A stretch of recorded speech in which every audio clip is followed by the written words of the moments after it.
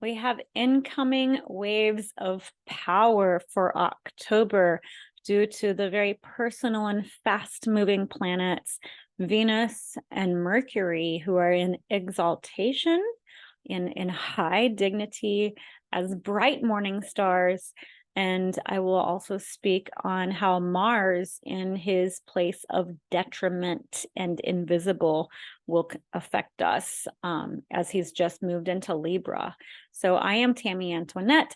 I am a sidereal astrologer. I practice astrology as it was practiced back in ancient Babylon, Akkad, Sumeria, Mesopotamia, ancient Greece, ancient Egypt.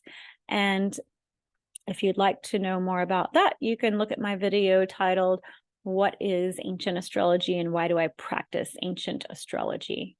So Venus in October has finally re-entered her position of high dignity in the constellation of Leo after spending a very long summer in the watery, emotional Cancer nebula, which you can recall when I spoke on this and wrote on this also on my blog back in July. So if you'd like to see more videos like this and keep in being updated on this, I invite you to subscribe by pushing the subscribe button below. So she continues as a brilliant morning star in opposition to retrograde Saturn while in this placement in Leo up until November 4th. So she is in high dignity here, but she is going to have to follow the rules of Saturn in order to reap rewards. And whenever she does this, whenever we follow the influence, whenever we honor the influence of the opposition of Saturn in areas of love, of friendship, of relationship, business, in loyalty, in democracy, in anything beautiful pertaining to women, even art, then if we can keep the wisdom of Saturn pertaining to these parts of our lives that Venus rules, which is in Saturn calls us into integrity, into being disciplined, being discerning, and following or setting forth certain systems and structures for ourselves, keeping good time.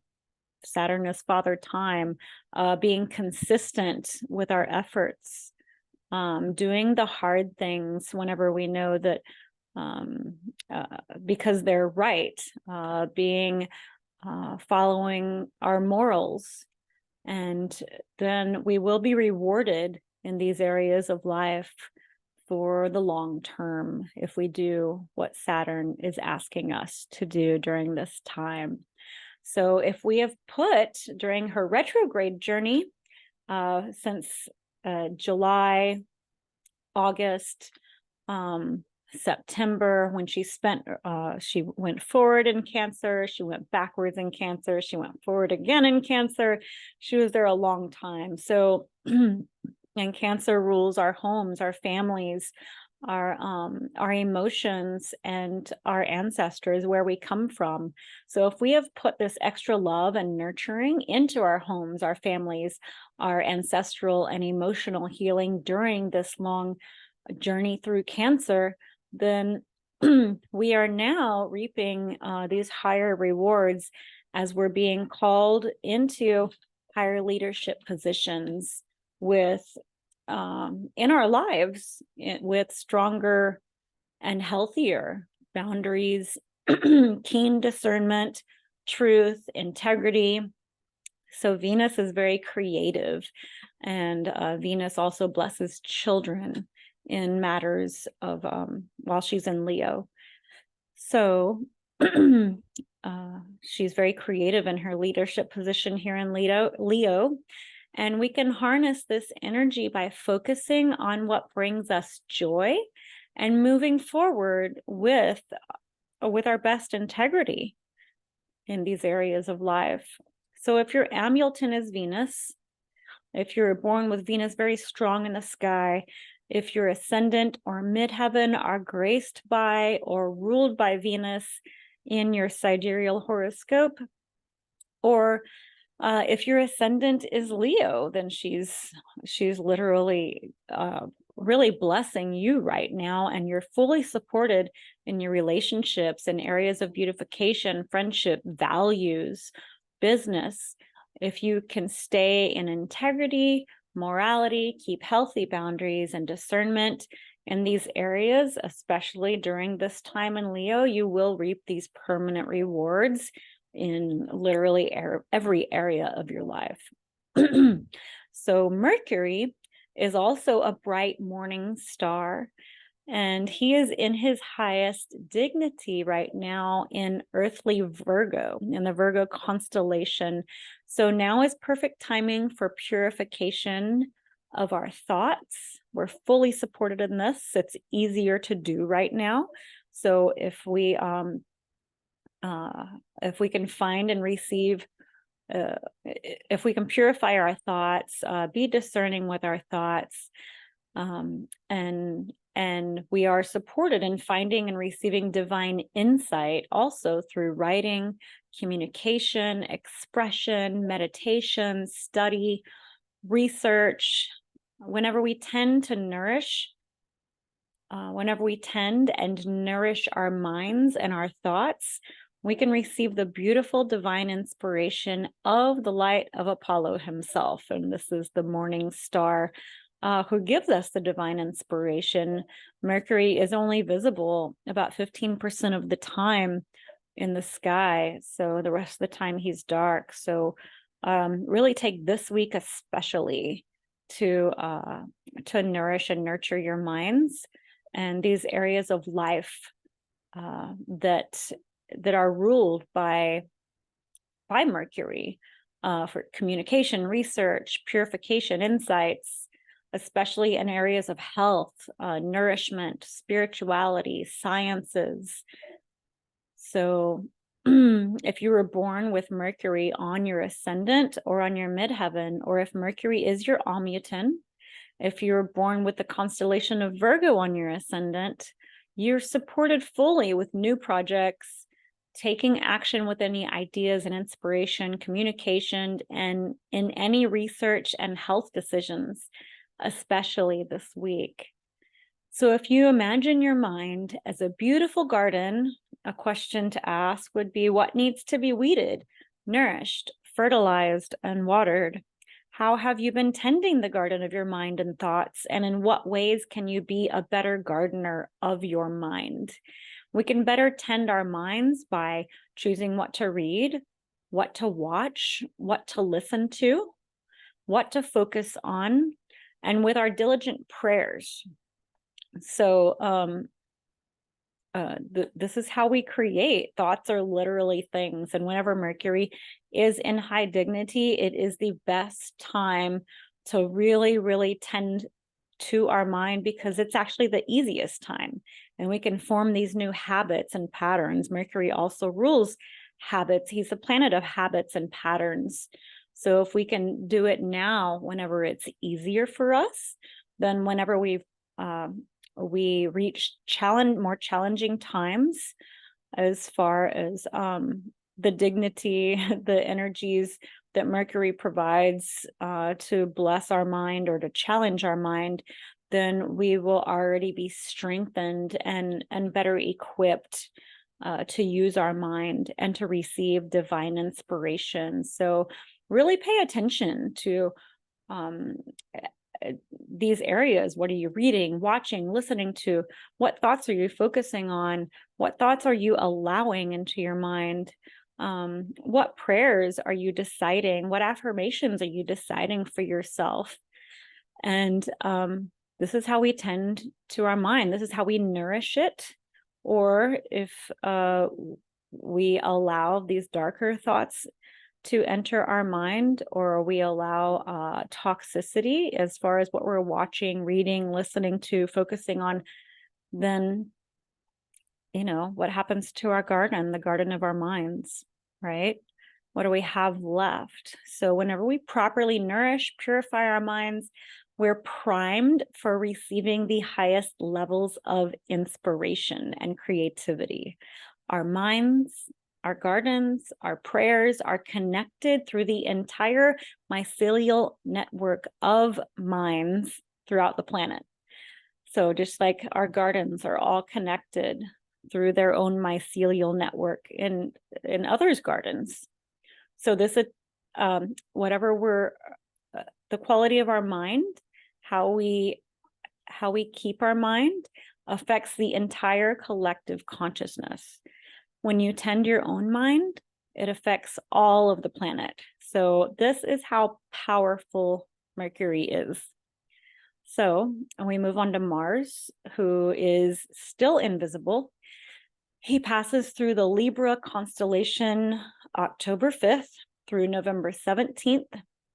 And upon his entrance into Libra, he meets with Ketu, who is the tail of the dragon, who is the south node of the moon, for a final purge of what no longer serves us before the eclipse points of the north node and the south node of the moon shift away from the Aries and Libra axis. So they've been there for the past 18 months. This is where the eclipse points have been happening. And I will give my prediction in my next video next week, incoming for the shifting of the lunar nodes for a new 18-month eclipse cycle that will begin at the next new lunar cycle on October 14th. So stay tuned for that. Be sure you subscribe so you get an alert whenever I post that one. Invisible Mars is very strong and extra malevolent while he's invisible and in the constellation of Libra through November 17th. And this part of Mars invisibility journey affects our emotions especially. And it can show up in the world through strong, underhanded, manipulative, passive-aggressive, and theatrical war tactics. This is pointing to a deceptive behind-the-scenes war that can go completely unnoticed. So beware of this manifesting not only on the world stage, but also in your personal relationships, business, within yourself. Make sure you don't have an internal conflicting war. And you can recall whenever I spoke on this, and I wrote about this on my blog back in the summer, and it continues early spring in the northern hemisphere. So invisible Mars in Libra will be in harmonious communication with Saturn in Aquarius.